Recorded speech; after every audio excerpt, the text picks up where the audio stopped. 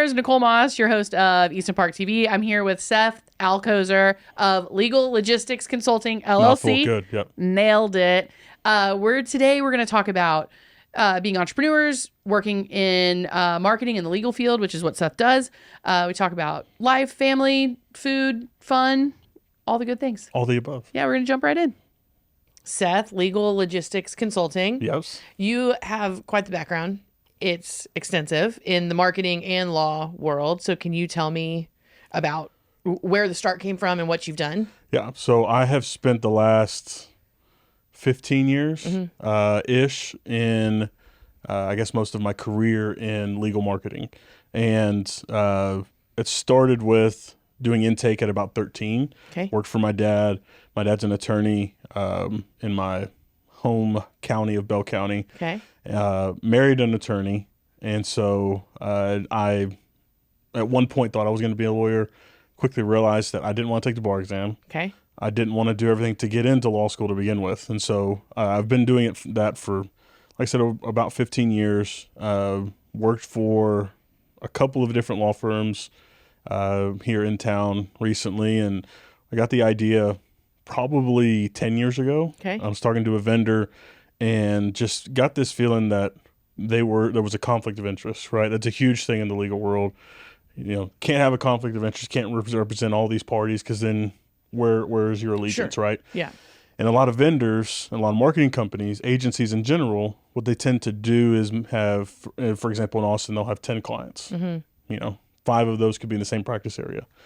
I wanted to have something where I could help people build their firm, but also create a scarcity mindset and not create a conflict of interest. Yeah. So I only represent in every major geographical location. Austin, we'll use Texas, Austin, Dallas, Houston, Austin, San Antonio kind of merged one area, one non-PI firm per major area, and then one PI firm per state. Okay. So I want to be able to represent them, help them grow, be fully bought into everything they're doing. For our listeners who don't know what PI firm means, Yeah, what is personal injury law firm. So Okay. think TJH. That's one of the largest in Texas. Old Davis Tommy. Law Firm. Old Tommy, Old man. Tommy. Yeah. Yeah, and so that's the personal injury space, and those are typically you do statewide because you can help multiple people throughout the state. Yeah. Excellent. And so you're basically taking one type of law per area so that you're not creating, you're not going to be competing with yourself. Correct. Exactly. Awesome. Or competing with the clients are competing. So your right? clients aren't competing. Exactly. You're not putting your client, you're not pitting them against each other. Exactly. Which is excellent. So really, like, you kind of created a bidding war for yourself so that people are going to want to work with you, and that kind of creates your own market where. Absolutely. Yeah. So marketing is a really interesting topic. It's hard. Like, Yes. it's really hard.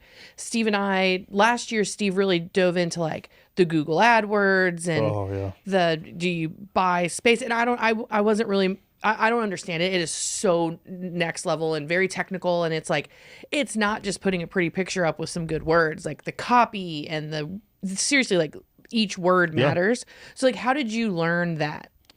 Trial and error. Okay. So the funny thing is when I started handling as a marketing coordinator, is basically what the equivalent position.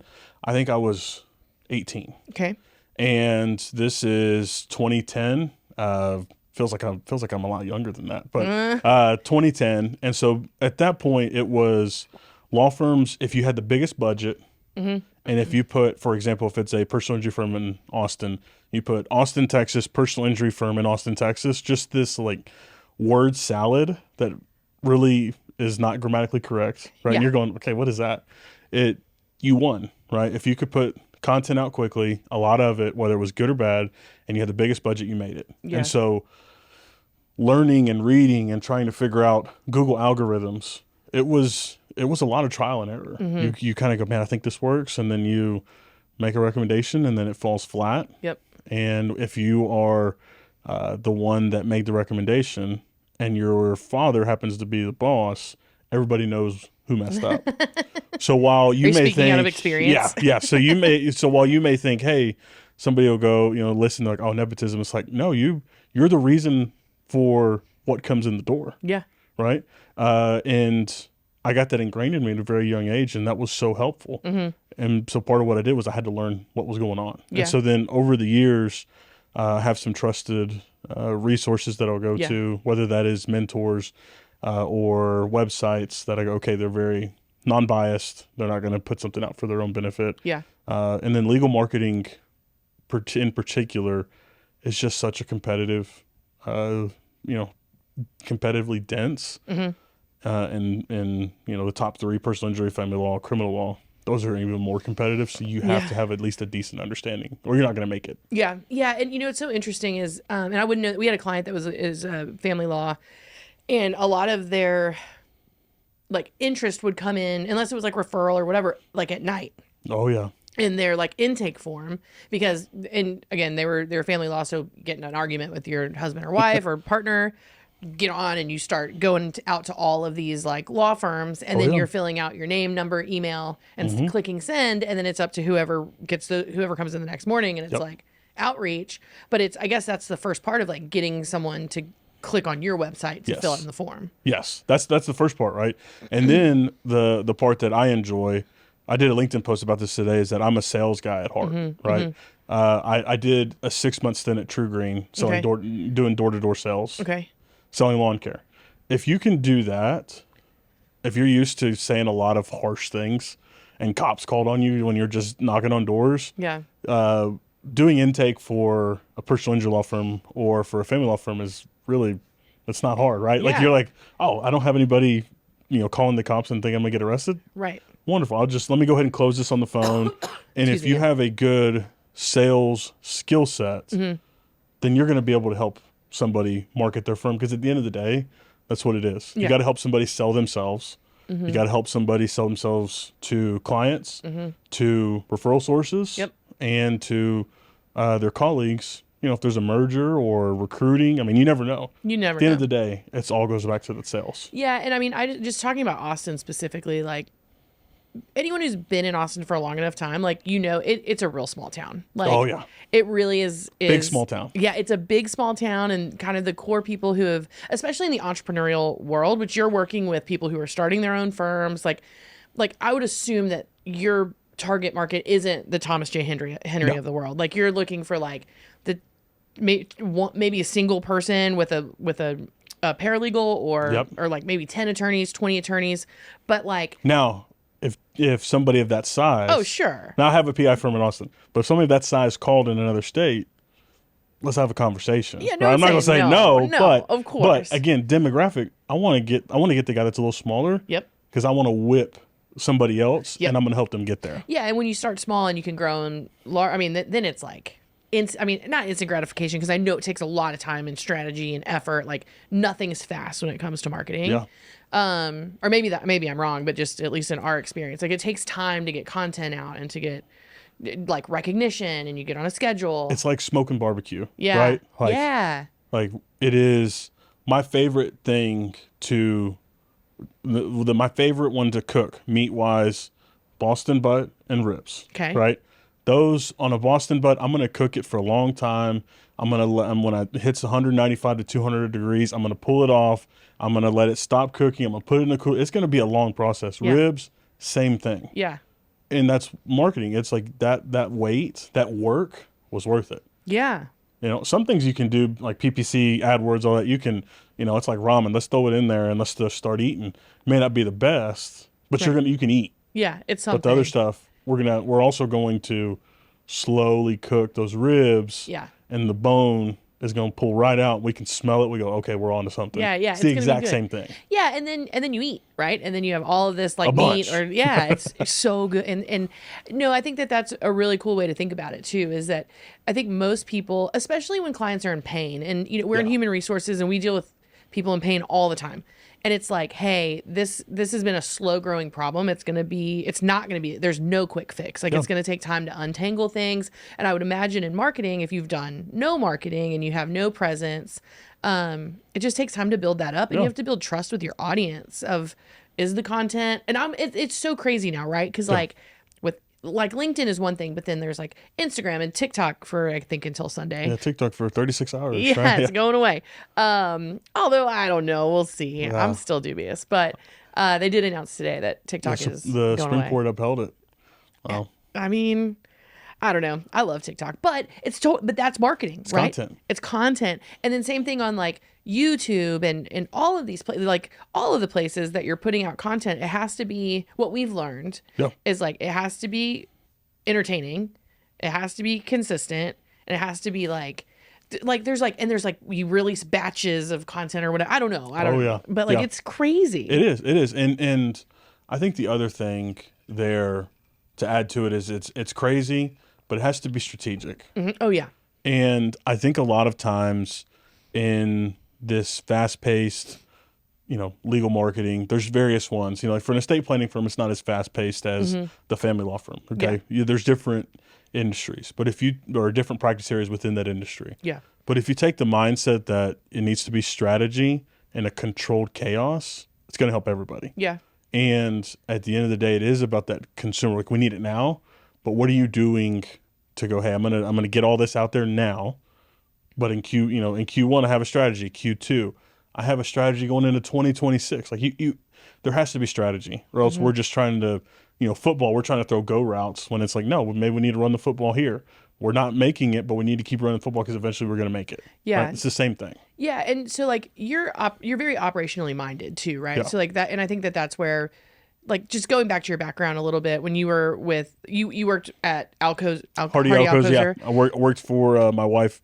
I was a COO for 2 years. Excellent. So Chief Operating Officer. So, and I'm sure that marketing falls under that, and so does everything falls under the COO, right? Like everything no one wants to do is everything fun, and everything that is zero fun is under that. Yeah, exactly. And so with your your operational mindset of like start to finish strategy, how to go from point A to point B to point C all the way to Z, like do you think that that's helped your marketing career? I think so. I think also the biggest thing, and I'll go back to, is the sales. Yeah. Because I have to have a sales process. So when the biggest thing that you start doing a sales process, when I was doing intake at a young age, it was like, okay, all I knew was I need to get, if personal injury is they're calling around. Only thing I knew was I don't want this person to call somebody else. Yep. I want to buy us 5 extra minutes. I want to get them in that office. And if I get them in the office, the attorneys can do the rest, right? Yeah. And that's all I knew. Well, then doing an actual sales job, doing that one, it helped me go, okay, what is my process from on Monday to Saturday? What am I doing and every day in between? We had to have, we were required to do 200, 250 contacts a day calling. So for those people that hear this, if I called you, I'm sorry. And I'm not sorry at the same time. Yeah. Right? It is, you have to call. Well, then when it got warm enough, we could door tag. So I would do 100 door tags. I'd choose different neighborhoods, and I made sure it was in from Waco down to like Georgetown, areas I knew. And I would try to do 100 door tags, and then you do 200 calls. And what happens is you develop this process that starts to work. And if it doesn't work one week, you go, okay, I'm going to check the box. Then we do my checklist. Did I do my door tags? Yes. Did I respond or return calls? Yes. Did I set something up Friday? Because it was commissions weekly, not monthly, weekly. Okay. So then, okay, what I did Friday, let me push those off to Monday. Did I do those things? Ooh, no, I didn't do that. Well, that's where I messed up. So the operation fails, then you're not going to make it. And so it has to have a sales process with everything that you do. Yeah. So just my HR brain just clicked into gear for a second, because we have a lot of clients who there's a sales aspect to what they're doing, right? And anyone who's been successful, it's like you got to make 100 calls a day or 200, whatever it is for that industry, right? And it's different depending on what it is you're selling. And it's always so frustrating when you give, and I mean this with all respect, you give the kid the checklist and you're like, look, it's been proven if you call 100 people a day and the next day you do all your callbacks and then your follow up and you stay organized and you check the boxes, you will be successful. I promise. Yes. And it's like, and these guys that have done well, my experience is in commercial real estate. Yeah. And they're like, look, if you just do this and you go out to those industrial buildings, go meet people, go do it. And then it's so easy though. And I think that it's a gear that some people have, and you either have it or you don't, where not many people are going to go, did I do my 100 door tags? Did I do my 100 calls? Did I call my people back? Because it's a lot of work. It is a lot of work. Acknowledge that. It's tiring. Yes. Yeah. And you're getting constantly told no and door slam in your face. Well, I mean, I guess there's other things we could. Yeah. Well, right? yeah. There's a lot of things. And it's very degrading. Yeah. to a point where you're like, man, does this actually work? Right? Like you start to question. Until you start hitting it though. It's numbers. And I think that I think that where sales managers or owner, like broker owners or whatever, like get so frustrated and they're like, the reason I got to where I am today is because 10, 15, 20 years ago, I was doing this and it works. And you're complaining. Like, and then a lot of the times those guys will be handing off smaller deals to their guys. And they're like, well, I can't do my calls because I'm working the deal. And it's like, no, you got to learn how to do both. And in theory, it's simple, right? 100 calls a day. We're on our phones all the time, but it's hard. And then and then it like starts compounding, right? And then you get a deal and then but you can't stop the sales because that deal will be done. Yeah. And you got to go to the next one. And so I think that that's a really interesting way that you've kind of positioned your marketing strategy, because in my experience, a lot of the times marketing and sales are so completely looked at as completely different departments. Yes. Like what's your view on that? I think it could be industry dependent. Okay. And I say could be. I think that it is, if you're marketing yourself, you're selling yourself is the way that I view it. So I have working for my wife's firm, one of the big ways that we generated cases, leads, all the above, and staying in that pipeline was with referral sources. Okay. And Edward Jones, I don't know if they still do this, but they require new FAs, financial advisors. Okay. They would require them to go door to door. You're in a suit, okay? Oof. Knocking door to door. I'm a financial, like, think about that, okay? Hard. I selling lawn care, one thing is I can, like, hey man, I saw that you had some weeds, right? But if you walk up, you go, hey, what are you gonna say? Like, I mean, I'm sure I could figure it out. But you go, hey, I saw you have a really nice truck. You live in a nice neighborhood. You got some cash you want to give me? Like, what does that look like? What do you say? Right. So I think about that. If you're a new advisor, you're marketing. You have your business card, everything, but you're selling yourself. Yeah. Right. That's just one industry. But in legal, if it's the same thing, because, for estate planners or that do probate work, sure, they may they have referral sources that are personal injury clients. Unfortunately, in that space, there's a lot of wrongful death claims. So if you, as a planner, or creating relationships, you're selling the firm to another attorney, to a colleague, who also sees that you're competent or you're not. Right? Or they just like you. If somebody likes you, they're going to want to work with you. Yep. That gives you a chance to improve your processes and procedures, continue to sell the firm. Well, guess what? You're marketing the firm. You're selling the firm. So I just think that it can be industry dependent, but a lot of times those are the same thing. Yeah, I agree. I think I think they should be related in some way no matter what the industry, right? Because whatever marketing is doing, sales has to go and like intake or close the deal and then move the deal through whatever the process is, whoever it is, right? Like you get through the sales guy, then you go to operations and where they're working the deal. But like marketing it's such a psychology game. It's such a mind play. I guess depending on the industry, and you've chosen legal because that's what that's been your background from the time you were a child, is like you have to know the industry and you have to know, and I guess like the specialty in law, like the way that you market a personal injury firm would be wildly different than like I don't know, like a intellectual property firm or a what does your wife do? An estate planner. Estate planner. And estate planning, probate, fiduciary litigation. Yeah. So I mean, think about, I'll use one. I have a client that is in Georgia. Mm-hmm. They have done Social Security disability. So I was actually a paralegal for a time doing Social Security disability. Okay. So I understand that one. I understand that there's Title II, Title 16 claims. I understand the process of when the initial application going all the way to the ALJ phase. From there, you can then go to appeals council at federal district court, right? I understand that process. I also understand what are good cases and what are not good cases. Mm-hmm. So I'm fortunate that I've done the operations side. Yep. And I go, okay, what's the sales side? What's the operation going to inform the sales? And then that needs to merge together. Yeah. Because if you're selling the firm, you're going, okay, I understand Title II disability.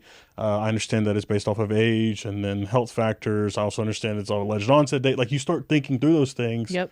And it informs you. So if you have this understanding of those, it took me a long time I shouldn't say a long time, but I spent a lot of time asking my wife questions of like, hey, what is a trust? What's a slat? What's a crat? What's a crat? Like you start learning these different instruments. Yep. And then you learn more about probate, and it's going, okay, I need to understand these or else I'm not going to be a good salesman. Right. And so let's talk, because that just like piqued in my mind culture when you're marketing. So, a lot of what we do is we're like, how can we help build and foster culture that is, marketing is also for hiring, right? That people see where they want to work based on the marketing that they're doing to find clients. But a lot of the people recruiting, it's the same thing. It's the same thing. And so like, when you're going in to do your marketing, analysis, or you're starting with a new client, like how important is culture, like the company culture as a whole? To me, it matters because I've worked in bad cultures too, right? Like, or we've talked to people, we all have, right? We've all talked to people that are going, I worked in this horrible toxic place. And you're like, oh man, right? Because the other thing is, I don't want to, I have a scarcity mindset or a scarcity mindset I'm creating for people that call. Yep. And so I don't want to check a box just to check a box or check off, hey, I have this covered whenever it's not a good fit, right? Yep. I want to understand who I'm working with. And so it matters to me a lot because as the COO, I did a lot of recruiting for Riley's office. And that's also a huge sales part, right? The sales process, what are you doing? Understanding, identify, your troubleshooting. Hey, this is what the best culture fit is. Yep. This is the best operation fit. Those may not be the same, but now let me look for a skill set. Like you're helping those. Yeah. So I have done that too, and I will only do that for certain clients now. Like, hey, they'll say, hey, will you help me here? Yeah, of course. But it's like you have to understand the culture too, because I can't talk to a candidate unless I understand the culture. Yeah. Well, and a lot of the people, like for instance, for us, we are a very non-corporate feeling HR department. We're always compliant. We always follow the law, of course. But that's why you're successful. Yeah. I hate HR. Yeah. People love us as HR. I mean, at least I hope so. But like, I think we're fun to work with. We keep it light. Like, there's nothing sexy about HR. It's awful. But the thing is that we try to keep it light. We try to keep it cool. But anyone who's looking for a corporate feeling HR director, they will not work with me, and that's fine. I don't want to work with them either. Right. And I wish them all the best, and I'm sure they wish us the best, but that's the culture that we've created, is this very like comfortable, not sticky, not stuffy, like HR feel. And so I guess with a law firm, I used to work for a patent law firm, an IP firm, and it was really fun. And with IP law, the people who become IP attorneys are incredibly intelligent, because they were like, next level. And so with that though, we are not the same. Yeah, I can literally look at those people and say we are not the same. I mean, these are like physicists and mechanical engineers and electrical engineers and like brilliant minds that then were like, oh, I want to go to law school and become a patent attorney. But what is missing in that, and I loved everyone that I worked with at this law firm, they were all excellent people, but there's a lack of personality a lot of the time with an intellect that high. And so with this, and it was a very boutique firm, and it was referral only. It was they were not really doing any marketing, they weren't doing much, and they didn't need it. Right. And that's fine. But like in a situation like that, if you were to come into like an IP firm that's like, PI is personal injury. IP is intellectual property. Like how would you approach like what someone who is in that position, or maybe they're like, ooh, I really need some marketing, but I feel like I'm just painting the picture of this IP firm of like, we're not super approachable. Like how would you kind of tackle that? So the first thing is, I think that I have the benefit of, I've been in rooms with, I'll use my father-in-law for example. Okay. My father-in-law is one of 30 experts in his field. Okay. In the world, not in the state, not in the. So we're not like him. No. Okay. He is the brain on him, and all of my in-laws is up here. Okay. But I feel like I could connect with anybody. Yeah. I connected with him when I met him. It was on baseball. I knew he was from East Texas. I grew up in the country. I was like, okay, let me find something to bond with. I love your daughter. I'm going to find a way to bond with you. I was going to say, you both happen to love his daughter. Yeah. Like hopefully we can get along. Yeah. Now he and I are incredibly close, right? Like cool. I get along with all of my in-laws, because I think if you can try to find a common ground, right? Now, why use that story? Well, if you're an IP firm, you find common ground with your client. Mm-hmm. It's all about the consumer. It's all about what they need. So the common ground for an IP firm is very different than the common ground for a family law firm Sure. that does, let's say they do only child modification. Okay.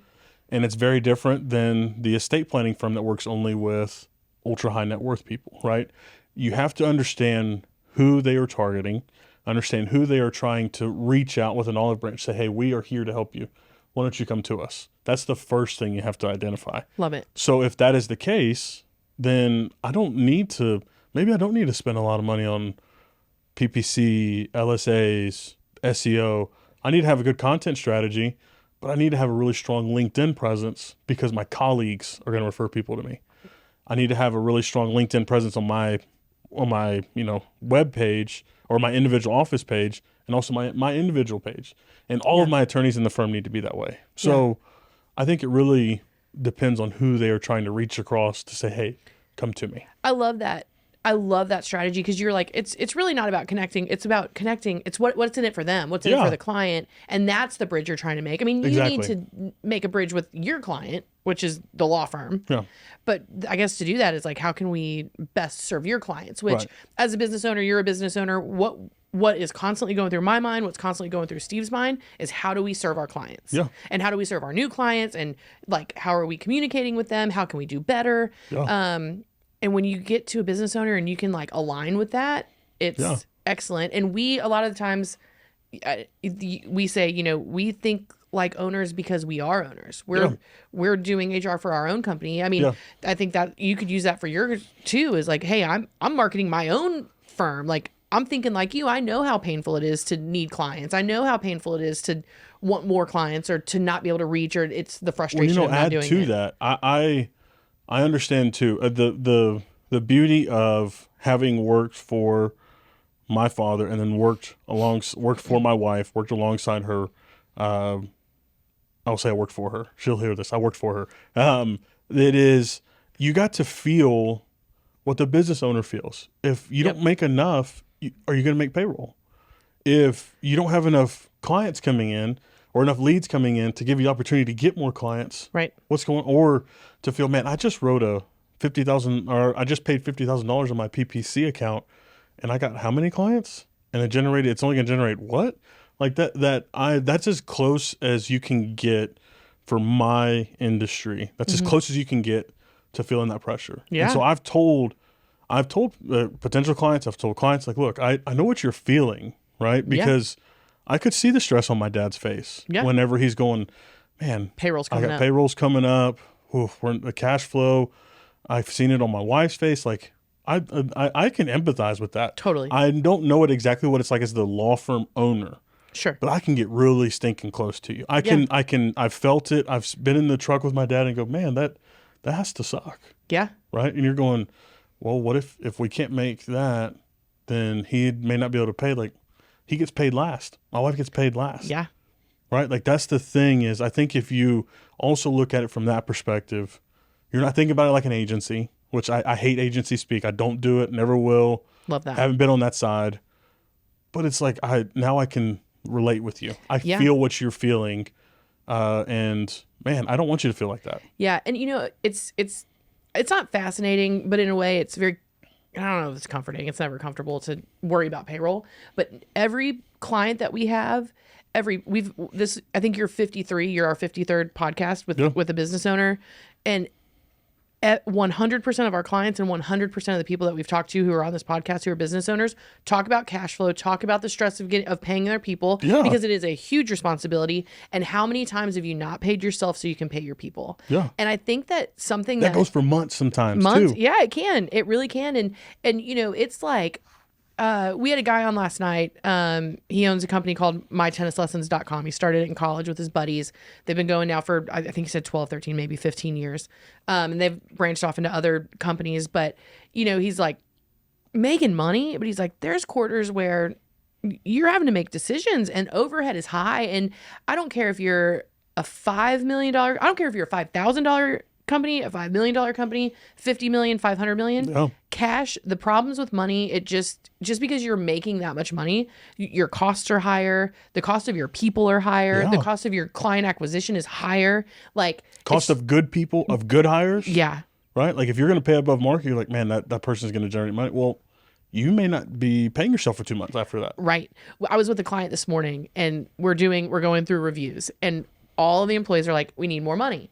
And we just went through a heavy layoff situation. And we were talking today just because, and a lot of the reason that people work with us is because we own a small business. We get it. And we weren't laughing, but we were like laughing in the sense of like it hurt, of like they don't understand that the money has to come from somewhere. Yeah. Companies are not banks. Like we're not. And it's, Nope. there's only They're so not much. the Fed. They're not the Fed. And there's not an endless amount of loan money or credit or anything. It's a lot of us want to operate not in as little amount of debt as we can. Yeah. And it's hard, right? Because you're like, and maybe this, let me form this as a question, let you answer it, is if you're a small company and you're growing, but you have a hard time, and let's just call it a law firm, you're having a hard time getting leads.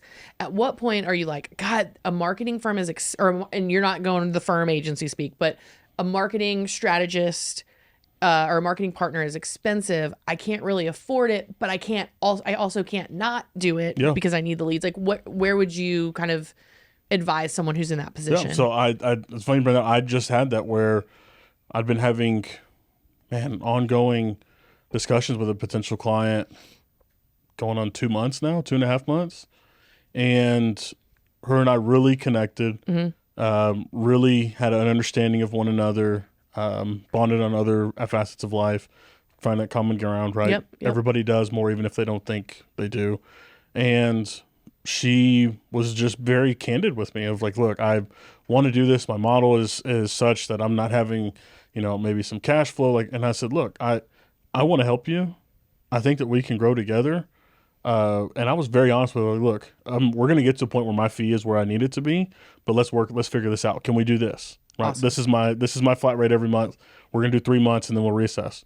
She said, great. Right. Like, I think the other thing is I want money to be invested into client acquisition. Yep. That's why I do a flat rate every month. I don't bill hourly. It's outsourced marketing department. We can handle everything for you. Or I have clients that I'm just basically their fractional CMO, right? Because I want you to grow with me and I want to grow with you. Yep. I'm not going to tell somebody no just because they're like, man, I can't afford, my rate typically is $5,000 to $10,000 a month. If they say, man, I can't pay $5,000, I was like, well, what can we do? You're wanting to grow. Are you wanting to grow? Yes. If the answer is no, then I'm not going to work with. I'm not going to figure it out. Yeah. But if your answer is yes and you look hungry, and I'm going to be right there with you, let's figure it out. Yeah, and I love early clients, like the people that took a leap with me and Steve and our team. Exactly. Back then it was just me. Even part-time, I had a job, like just part-time. Our first ever clients let her press play. And Kyle Hawley is one of the most strategic, brilliant businesswoman I've ever had the opportunity to work with. She's also an incredible artist and has just really done very cool things in the city. But she took a risk with us and we've been working with her. This is our 7th year, as long as we've been in business, really. And it has been so fun to grow with her and for her to grow with us. And it was like, there's a level of trust, and I can be with our largest client. Within reason, but if she calls me, she's, and our rate has gone up over the years, as it should. And that's respectful. That's running a business. Yes. You need to keep that up. And your clients want to do that. As they can do more, they will. And there's a handful of those for us that we've become good friends. It's so much more than just partnership and business. It's like, we got through some shit together. It's trust. Yeah. It is where I can go in. I want to get to a point with all my clients that I have, or even potential clients. And even I'm not everybody's flavor. People like chocolate ice cream, vanilla. I dairy free, so I need to be dairy free vanilla, right? Like that's my cup of tea now. If I want ice cream. Okay. But I would prefer to have more of the main course. I want, if it's Thanksgiving, I want extra stuff, and I'm not going to worry about the pie, right? Yeah. That's not everybody's cup of tea. Sure. And so my personality, the way I'm going to conduct myself, of being very candid, straightforward, of no, that's not going to work, or man, these people are not a great vendor. That's not for everybody. But you know what? I can live with being upfront, being honest, and people jump in with me, I'm all in. Yeah. I'm going to go down. If we're we're going to go down swinging. Yeah. We're going to go down clawing and fighting for that top spot.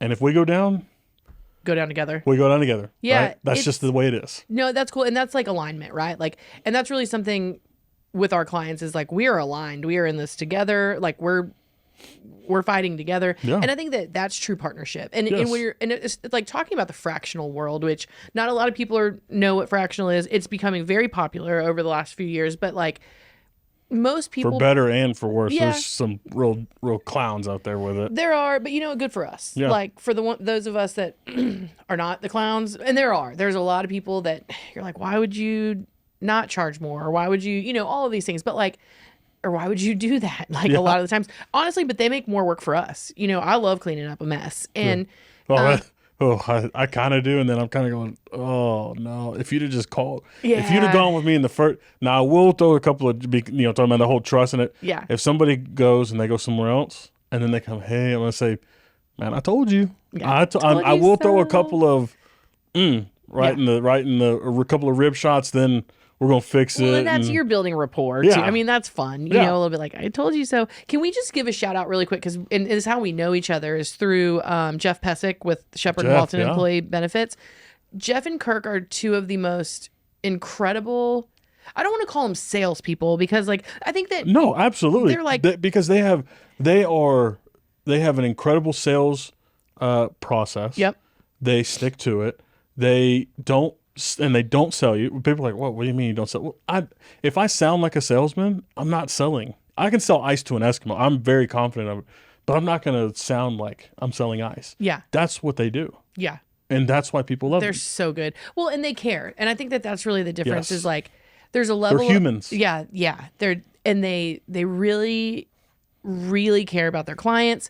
They care about getting people the best, service. They're very good to their employees. I've known Kirk a long time, and I've known Jeff as long as he's been with Kirk, and those are two really good guys. Well, they care about clients, and if you don't even become a client. Yep, exactly. We never even became a client of Jeff's, but I never felt like he threw me to the side just when I have questions, and he still cared. Yeah, right. That to me.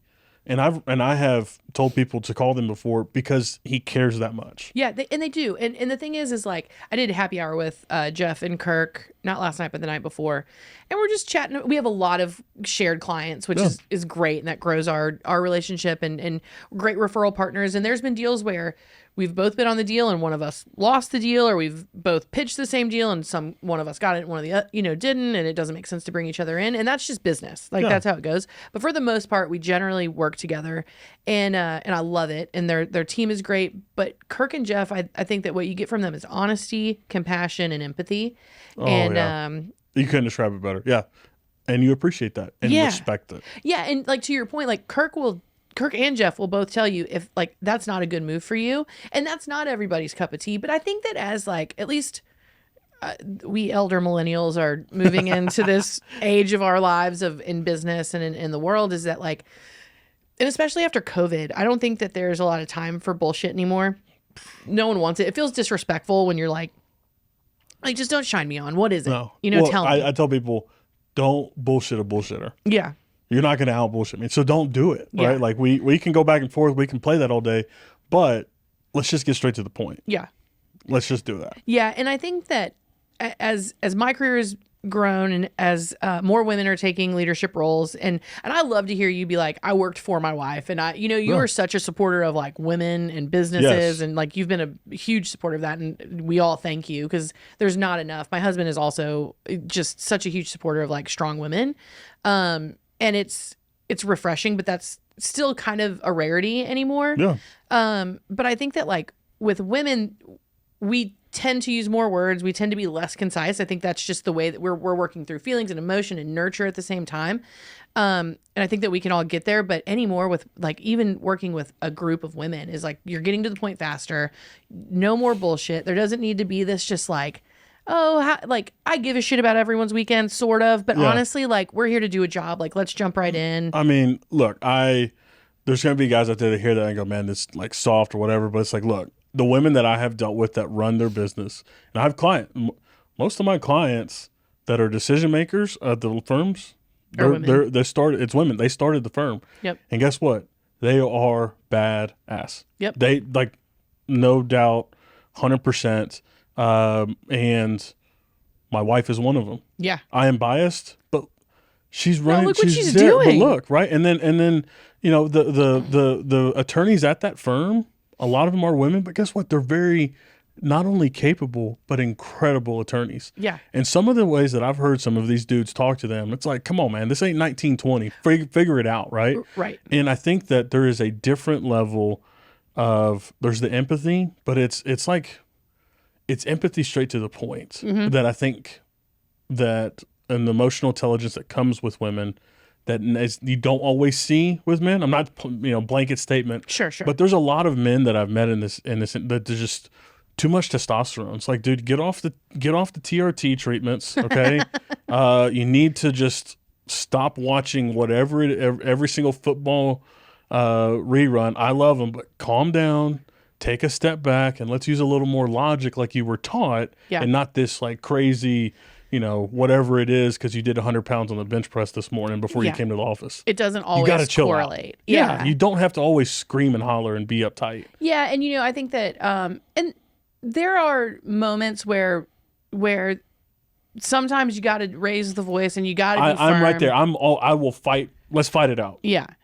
But for the most part, like, strong women we're seeing more and more strong women start and run businesses, and and I think it takes a very strong man to support a strong woman, and a very strong woman to support a strong man. And I don't think many strong women are partnering themselves in their lives personally with a weak man. Like, you know what I'm saying? So like, when you have Steve, we are up there, man. You got strong men. I mean, I remember when the whole, and I don't know, I don't want to get too personal, and we can cut this if we need to, but when the whole Roe v. Wade thing went through, I mean, Steve was like, he was right there with like, we've got to protect women and their health and their strength. And like, and it never even crossed my mind that he would react anything differently than support in a situation like that. Yeah. That's why I love him, and that's why we're partners in life and in business. And I think that with like you and Riley, like if you were some weak man, like there's just would have no interest. Like that's not challenging. Now I will say I was selling lawn care when we met, so it's like I went, man, I need to figure out. But you know what? She told me, she's like, look, I didn't look for I think it was like our third date. You want to talk about marketing and sales? She said, look, I had to give her a sales pitch to try to marry me. It'll be like 6 weeks in, I told her I was going to marry her. Okay. But, you decided? Yeah, I decided. I knew. Like, I was like, man, where do I sign? Right? Yeah. Like, you're like, where's the contract? But what she had told me very early on, being a strong woman, was, look, I am more likely going to be the breadwinner, and I need you to be potentially okay being a stay-at-home dad. And I was like, wait a minute, I can be a stay-at-home, I can play some golf, I can go get jacked, I'll be a stay-at-home dad, right? Like, but to me, there was never a second thought of that, because we're partners, right? Like partners. There's things that I think people tend to think are like ideological. Yeah. But it's more than it's not that. It is a caring and understanding of your partner. And trying to think through not just a black and white. There's a lot of gray in a lot of things. Yeah. And if you just applied the rational nature to it, you could think through and go, man, we're in this together. Together. Yeah. I mean, it's your lives that you've chosen together, and like we're in 2025. Like let's drop the social norms of like women should be in the kitchen. Come on. Like, hey, it's so dumb. My mom very early on told me she's going to teach me how to do all the laundry, how to iron, how to cook. She said, very likely you won't find a woman that can do all of that at the same. So guess what? There's a lot of women out there I can outcook. Okay, love that. I can do that. And I'm sure Riley loves that. The gluten-free, dairy-free, it makes it a little harder for me. Cultural side too, more of the Latino culture. We're eating dark meat chicken. She likes white meat. So it's like a little bit of a gap we got to get over. But yeah, she does. And so at the same time, it's like I can also go with anybody. I can go sell. I can do all these things. But at the same time, I can be a partner. Yeah. And I can help do what we need to do at home, because that's a partnership. Yeah, exactly. And I mean, really running a home is running a business of sorts, right? Like, oh yeah. Yeah. Well, and you've got all kinds of very cool things on the horizon. But before we jump into that, you've introduced us to some incredibly strong women who are going to come and chat on this podcast. Yeah. Can you just like give us an overview of who you've introduced us to? And So I know there's ones that I've already introduced in. There's some others that I need to go through, and they're all kind of you wanted to come have the experience first. Yeah. See how it was. So Kate Lincoln Goldfinch, she's somebody that I met through Hannah Hembry Bell, who's Hannah Hembry Bell Law. Hannah is a family law attorney. She has an incredible story of why she got into family law. She is incredibly successful. I have met you and talk about strong men supporting her husband, Drew. He's an attorney, big law attorney. He is one of the baddest dudes in terms of writing briefs. He's defense side, so different from PI, but sure. he is incredible, right? He is a brainiac of epic proportions. But guess what? I've seen them interact. He is so supportive of his wife, and he adores her. Where you're like, man, that's the kind of guy that I want to raise. I want to raise my son to be like that, right? Yeah. That's so accomplished, yet puts his wife like, hey, she is up here. And Hannah has done an incredible job with her firm. Same thing for Kate, right? Lincoln Goldfinch Law. They are incredible. She's built an amazing team, immigration law firm, and awesome. She has done. I mean, it's phenomenal, right? You always see her, well, not always. A lot of times you see her dressed in yellow. She has a big personality. Cool. And she has the skill set to match, awesome. Right? I've not had the pleasure to meet her husband, but I can only imagine he's the same way, right? Yeah. And then my wife, obviously, I think that she has done an incredible job, and her partners there at the firm have as well. Another one that I don't know if I have introduced you guys, but Amber Russell, Lower Law, talking about personal injury, she's built an incredible practice. I've not had the privilege to meet her, but my wife has, and cool. Riley's really hard to impress. I still trying to impress her, okay. Which I think there's a good part of that, right? Yeah. Being married, but I think that Amber has done a phenomenal job building her firm, cool, and really come onto the scene and done an incredible job. And if she impressed my wife, then I'm going to take that and run with it, because Riley doesn't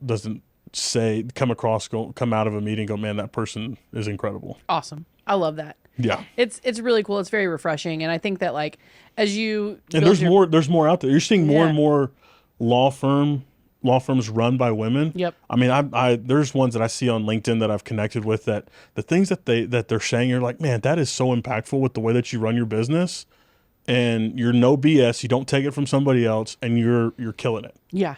I mean, it's more, and I hope that that happens, because it's going to challenge kind of this societal norm of like, the man's going to run it, and what.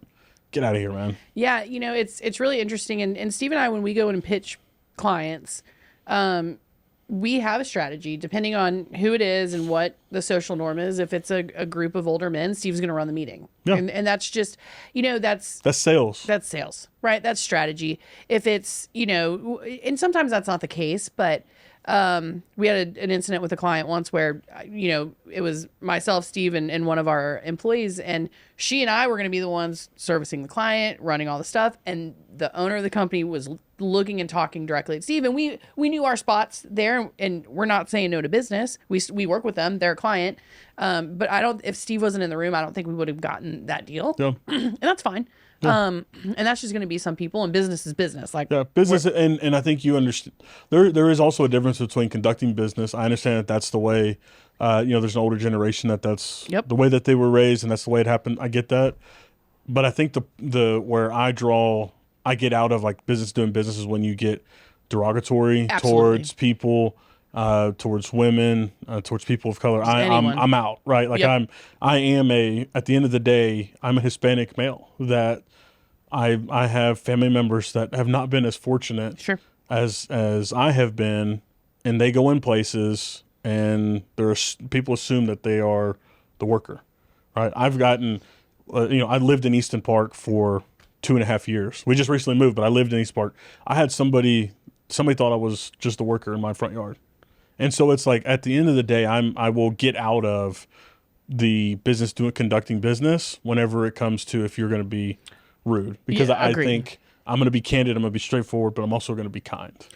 Always. And I completely agree with you. There are certain lines and there's understanding norms and generational gaps. I get that. But we have zero tolerance for any level of discrimination. It's not tolerated for us. But as long as everyone's polite and, you got to understand, sometimes you got to move out of the way a little bit. But unfortunately, we're still dealing with an incredible amount of discrimination on so many levels. And I think about if my son was sitting in that meeting and he was old enough to understand, would he go, okay, I'm proud of the line that my dad drew? Or would he go, man, would he be okay if somebody talked to my mother like that? Right.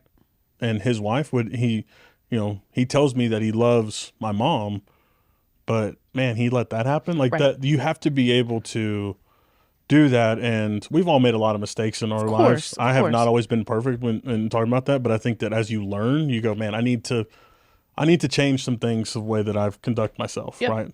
The more that you learn, the more that you know, knowledge is power. You can adjust from there. I may have not said that, honest, 5, 6, 7 years ago. Yep. But that's where I am now. And so guess what? What I did 5 years ago, I would never do that again, right? But you want to make those changes now. Yeah. It's an interesting, culture and background. My maiden name's Pena. I grew up in a Hispanic, my dad's side's Hispanic. I grew up. I remember you telling me that, yeah. Yeah, and it's, I don't know that I've ever noticed, I think because I look white, I've never really noticed a difference. But when people are like, your maiden name's Pena, or when they would be like, Pena, I always found that to be like really offensive of who are you to tell me what I should or shouldn't look like or what my name should be or whatever. I luckily, I've never really experienced discrimination and I'm very thankful for that. But watching other people and just even family members where you're just like, why would you? I mean, as a kid, my dad, my dad, he's an accomplished attorney, right? He still lives in Bell County. He's Belton ISD school board president. Like he's coming from rags to riches, right? Okay. He's a great story. I remember as a kid, we're working out in the front yard. My grandfather, and myself, and a neighbor asked what he would charge to work. And I was a kid, so I don't remember everything he said, but it was something along the lines of, I'll charge my hourly rate I charge at the office. And the neighbor just bolted. But it's the automatic assumption that my dad's a lighter skin than I am. Okay. But you can tell through and through he's Latino. Yeah. Without a doubt. Yeah. To the assumption being, man, the guy in work clothes, the Latino out front, that's not his house. It's you can't just think that way. Yeah. Right. Yeah, you can't just assume. No. You can't assume. And on this note, I want to tell a joke about Steve really quick on that includes some cultural food of our people. Here we go. And I like to end these podcasts on a joke about Steve. It's always really fun for me. But it was Christmas a few years ago. We had some tamales, and I had warmed them up in the microwave. You put them in a wet paper towel, you throw them in the microwave. You know how it goes. Yeah, I know the deal.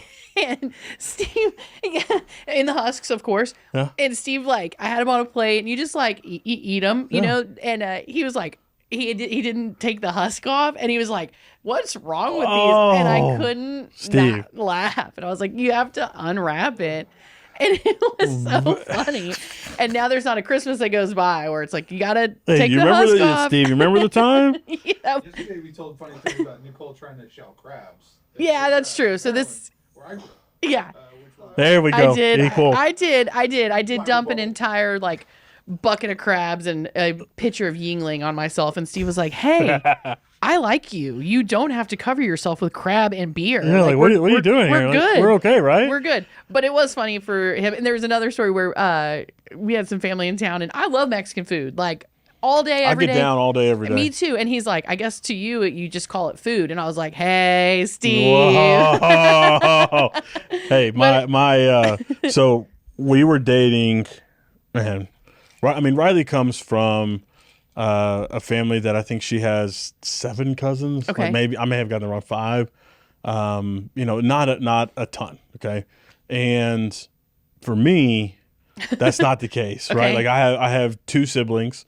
My parents are one of many, okay. And typical Hispanic family. So get-togethers were huge, and you knew everybody, and it was fun. Yeah. So we were having a never forget. This is in 20. Man, I don't even remember, getting 2019. I told Riley, hey, we're having a birthday party for my aunt. Why don't you come up? And, she was in Austin. I was still in Belton at the time. All that. She comes up, and she comes in, and it's like, I think April of 2019. So we'd already been dating 6 months at this point. And she goes, are you related to everybody in here? It's like, I was like, yeah.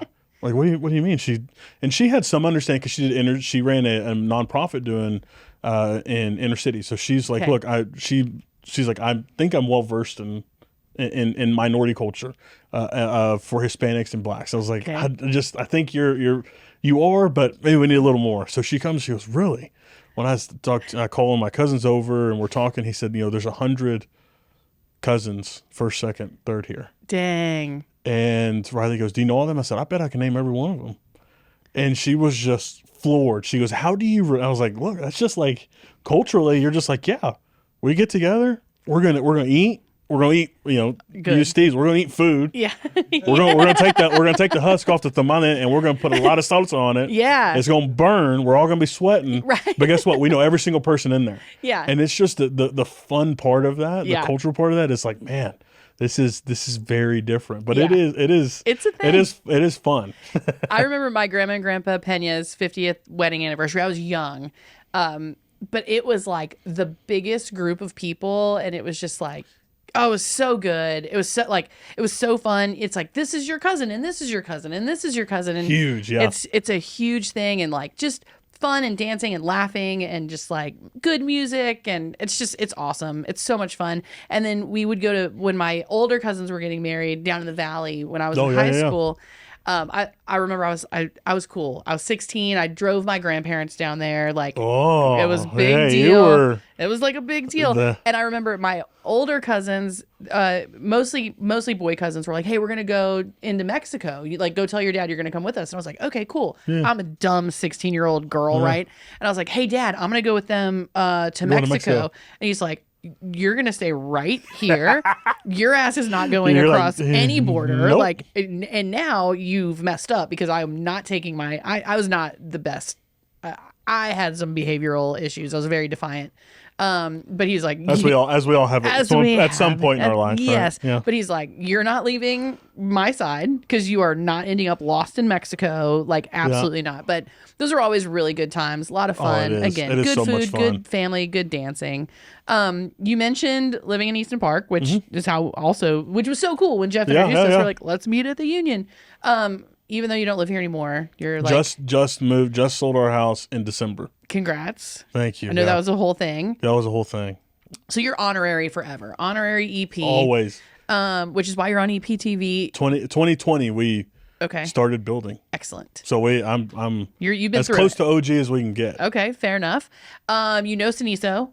What did you have a Cenizo? I did. Order? So we at the time we had we were here. We had I referenced my son. He and his younger two brothers with us in foster care. Okay. And so in the mornings, at least twice a week, I should say, I'm saying twice a week to make myself feel better. It was almost every day. I was getting cold brew. Okay. Oh, cold brew is so good. Okay. Yes. Cold brew and then coffee cake. But I'd get at least one. I'd get one and split it for the two boys. But then they got to where they saw, I think it was a croissant that was even bigger. Okay.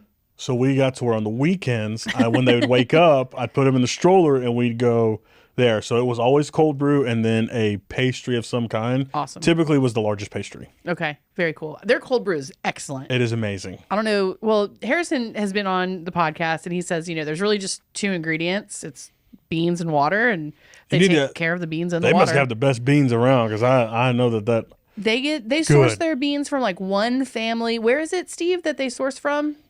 Guatemala, same family. Like they come green. Like there's a whole story. That it's a superior product. I will say that it took a long time to get anywhere from like living out here, because a lot of my in-laws are more closer to downtown. A lot of our stuff, like the restaurants, we like to frequent everything.